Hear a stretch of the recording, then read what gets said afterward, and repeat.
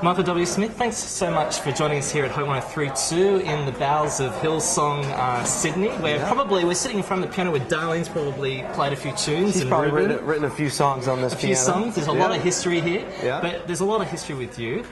You've been an icon of the Christian music scene for what would have to be since the late 70s.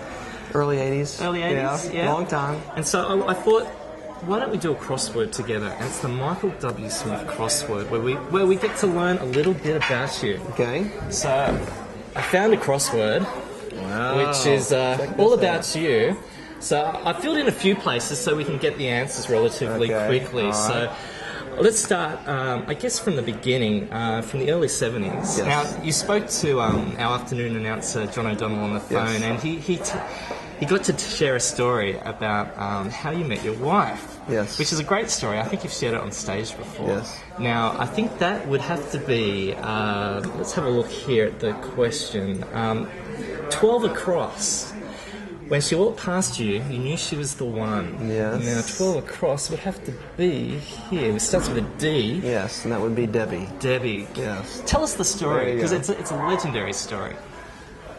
Well, long story short, I'm at a record company getting ready to meet with a guy named Bob McKenzie, who was the president of Benson Records at that time, and basically just sitting out in the hall waiting for a meeting to talk about getting a record deal, you know. And I'd just gotten my first songwriting contract. I'd been writing some songs with Amy Grant, and I just had no interest in relationships at all, really. I sort of was kind of music focused in the studio 14 hours a day or whatever. And she would just walk by and really caught me by surprise, actually. And I sort of sat there and thought, gosh, I hope she doesn't walk back by again, because it'll change my life forever. Yeah.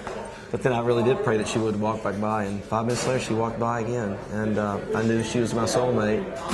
I just had to come up with a strategy how I'm going to find this girl, because she walked down the stairs and she didn't leave the building. So I sort of went and I called my mom actually first, and back in West Virginia, I was in Nashville at the time, told my mom I just saw the girl I want to marry. And how did she respond? My mom was a little concerned about me, just a little bit. And because she asked me what her name was, I said, I don't know, Mom, I don't know her name. I just saw her. And so, but we went out 4 days later, and then we were engaged 3.5 weeks later and married 4 months later. So she was working in at the record company, or the publishing house? Yeah, she was in the warehouse on a kind of like a summer job. Well, spring. She'd just gotten back from Wheaton College. She's a Wheaton grad out of Chicago, and so she was just trying to earn some money. She was going to go back to go do grad work, and try to wanted to be a nurse and was going to marry a doctor and supposedly go move to Africa and be missionaries. That was sort of her grandiose scheme in life, and that's what I want to do. And then I think the last thing she thought she would do is marry a musician. Well, and the interesting thing is that you talk about soulmates.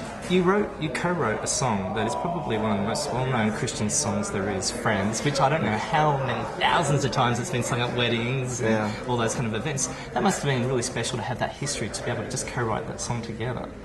Yeah, it was simply just written for a friend who was leaving town, who was in our Bible study, and she had this wild idea to write him a song, and I said, well, that's great, we'll send it to him, because it was that day, it was his last Bible study, a guy named Bill Jackson. And then she just said, I think we should write it this afternoon and sing it tonight. And I remember just going, that's crazy. And I sort of dismissed it, I was nice about it. And she'd gone inside the house, and I was out in the yard playing with the dog or whatever. And about 30 minutes later, she walked out and she hands me this lyric. And I walked back inside, and I wrote the music in 3 minutes. It just there it was. And all of a sudden we thought, wow, this is kind of cool. And we sang it that night, and everybody cried. And then it wasn't until the next day that I really realized that, oh my gosh, I think we might have something here. So 30 years later, can you escape that song? Well, I think I would get in big trouble if I didn't sing it. I almost have to sing it every night. I don't get tired of singing it, actually. Yeah, because you look at people's faces and you know that song was a part of the fabric of their lives, just their expressions, and some happy, some not so happy, and especially not only sung at weddings, but sung at funerals and things like that, so.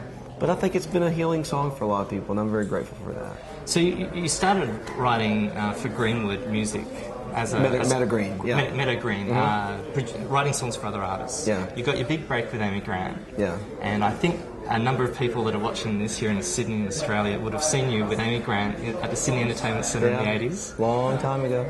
And you've actually done a reunion to it in the last year. We Is that did, correct? Yeah. yes. How was that? It was awesome. We had more fun. We did it in 2000 last year, and we're just going to do it in the spring because we talked about it for years about just reuniting. And I mean, we see each other all the time, and we're really best friends. And but we hadn't worked together and been on stage together in quite some time, so we said we'd do it in the spring, and we did I guess we did 30 shows, and it was such a hit.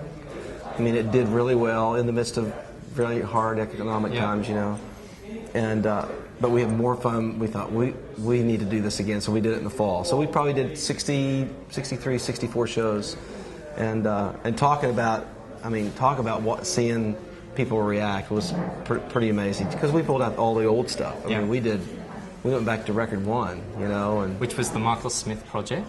Yeah. And then back to the early stuff that we wrote together. Yeah. Faithless Heart is one of my favorite songs we've ever written together, and obviously Thy Word. We played Thy Word every night, and it was awesome. And then Emmanuel and Lead Me On, and there was some great. And it wasn't just she opened and did her thing, and I did my thing. We collaborated a lot, which was really what made it really, really fun. I guess one thing you've done over your career is evolve and still remain relevant in as a songwriter and as a musician. You've from Go West Young Man, that was my first introduction to you back in the early 90s. Yeah. I was blown away by the songwriting, and you've always kept the ability to write great songs, great lyrics with catchy melodies, and always based around the piano. What's helped you stay relevant, and what's helped you just continue to write album after album after album? Where's the inspiration?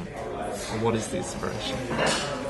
I mean, ultimately, this is all a gift. This is. I think this is what I was called to do. I feel like I'm hitting in my sweet spot.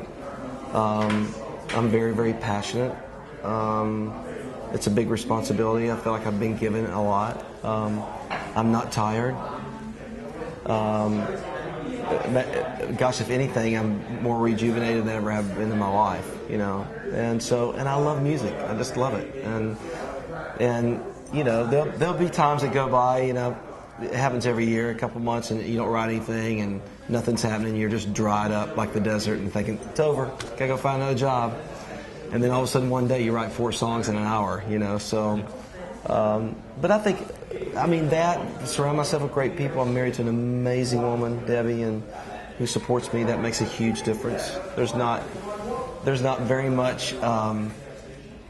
There's no strife. There's lots of peace in our home, and that makes a huge difference. When there's not tension, there's lots of life and joy. So, and your grandfather now. Yeah. Yeah, they call me G Daddy. It's really it's fun. Gosh, I'm having some, and I don't feel old enough to be a grandfather, but I am old enough to be a grandfather. But boy, life is good. We're really, really blessed. And to me, if your kids are good, you're good. And all my kids have turned out so well, and 3 of them married with kids, and got 2 weddings this year. The last 2 are going to be married off, and so here we go, another chapter coming our way. It's exciting. And one of your most recent albums is an instrumental. Yes. Now you've actually recorded, I think, 3 instrumental albums now. I mean, the Christmas album is brilliant. It's majestic. Do you enjoy doing the instrumental albums? Yeah, I do. It's probably the most. It's the most fun stuff to write. There's just not a lot of parameters. To craft a pop song is difficult. Yeah. When the lyrics involved, there's got to be a beautiful marriage between that lyric and music. Making an instrumental record, man, it's just all about the melody. Yeah. Which is what I feel like I probably do best. And last year I sat down and thought I was going to write another, maybe a worship album or a pop record, and I ended up writing all these. Music score kind of stuff, and before you know it, I'd written like 30 pieces of music that sound like they were in a movie. Yeah. And I thought, what, maybe I'm supposed to do another instrumental record, because freedom is one of my favorite things I've ever done. Yeah. And So Glory came out in October, and I'm really, really, really happy about it. It really was an amazing experience recording that record. Famous studios, Air Studios in London. So it was just magnificent. Yeah, you certainly with the strings and the orchestra, it is majestic, and it is. Well, it pulls on the heartstrings. It does. And to me, I think that music can be just as spiritual as any other record. I mean, David, when he played for Saul, probably wasn't jamming and singing Mighty to Save or How Much Excuse Your Name. He just played the harp. And what was it about the spirit of that melody or whatever he did that comforted his soul? So I think that's what these records are doing for people. There's something really profound happening. I had one person tell me that they, and again, this is all a God thing, but are convinced they had cancer, and that's really a horrible story of what was going on with this friend of mine, but he's convinced that Freedom was the healing record for him, because the cancer disappeared, and he would just continue to listen to Freedom. Yeah. So I just think there's some truth in that. For sure. And so that's what I pray for Glory, that it'll just be a healing record for a lot of people. That's awesome. Were you surprised by the success of worship? You ended up doing 2 worship albums.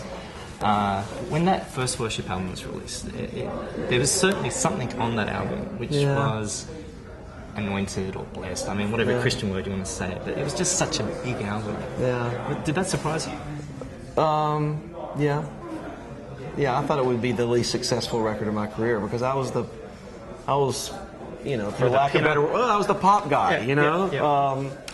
What do you mean you're going to do an instrumental record? And it really was fairly easy, because I've been a worship leader in my church for a long, long time. So it's not like I've never done worship.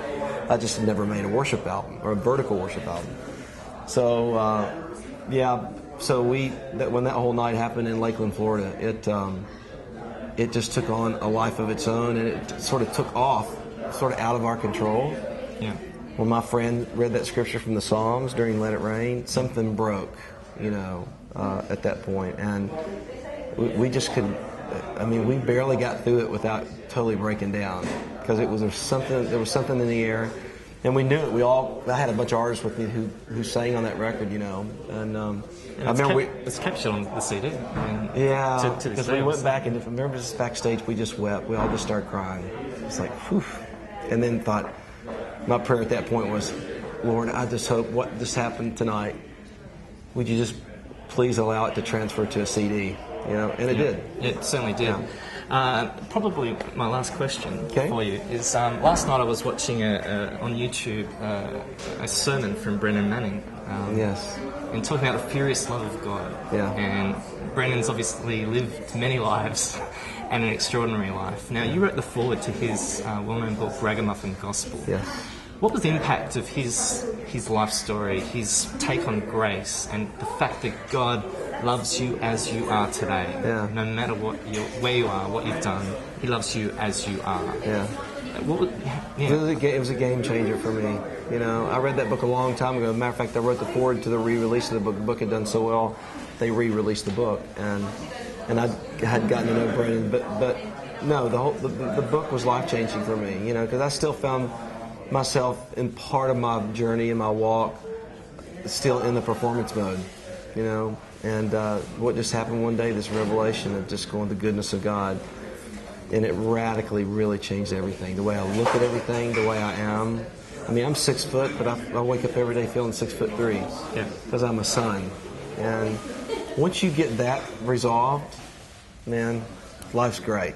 Even though all the tough things that come along, life is great because of just this whole identity crisis being solved and knowing that He does love you, and He not only loves you, He really likes you and just wants to be your daddy, and so the Father heart of God. So that's what I love preaching and singing about and will for the rest of my life, and that's largely part really of Brennan and reading that book a long time ago. Cool. Michael W. Smith, thank you so much You're for joining welcome. us. Thank All the you. best. Enjoy your visit to Australia, and we hope to see you and Annie Grant back maybe in the next year or two.